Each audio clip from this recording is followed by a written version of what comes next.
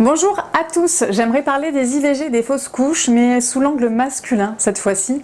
J'observe qu'on ne met pas du tout en avant les propos et les ressentiments que pourraient éprouver les hommes à ces moments-là.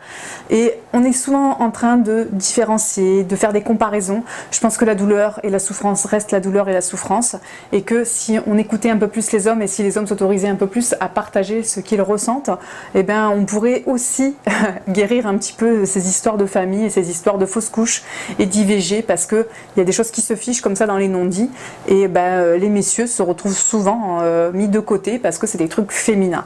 Et je pense qu'il est important de pouvoir un peu mélanger tout ça et de se dire qu'il y a un couple qui a eu un bébé ou qui a tenté d'en avoir un ou qui a fait le choix de mettre un terme à un début de grossesse, et de pouvoir nommer les deux, et pas que madame, certes évidemment le centre c'est la femme puisqu'elle porte cet enfant, mais de pouvoir se dire qu'on parle d'un couple en fait tout simplement, et de remettre l'homme aussi dans sa place dans cette histoire de il y en a deux, il n'y en a pas que un.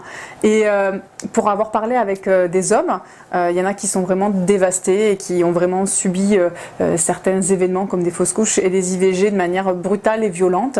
Certains aussi les ont vécu comme des rejets de la femme, puisqu'elles ont fait des IVG, et qu'ils soient d'accord ou pas, c'est une manière aussi indirecte, peut-être, de dire à l'autre « bah non, je ne veux pas que tu sois le père de mon enfant ». Et voilà, il y a des enjeux comme ça qui se mettent en place petit à petit, qu'on ne dimensionne pas parce qu'on fait des choix. En tant que femme, on se dit « bah non, moi je ne me sens pas prête d'être mère ».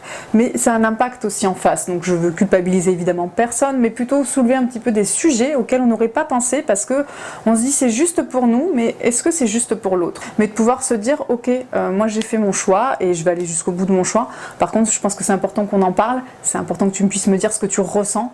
Je ne suis pas en train de te rejeter, je suis vraiment en train d'essayer de construire notre couple. Là, l'enfant arrive beaucoup trop tôt pour nous, je me sens vraiment pas prête. Toi aussi, tu dis que tu n'es pas prêt, mais peut-être que tu as besoin aussi de dire certaines choses. Voilà, de laisser infuser, ou aussi que monsieur puisse voir un thérapeute de son côté pour pouvoir laisser libre cours à ce qui bloque. Voilà, en tout cas, qu'importe, c'est sa douleur, on ne veut pas la mesurer, on ne veut pas la dimensionner, on ne veut pas la comparer. C'est juste qu'elle a cette douleur, cette souffrance. Juste de l'entendre et de la reconnaître, je pense que c'est déjà pas mal. Je vous remercie de m'avoir écouté et je vous dis à bientôt.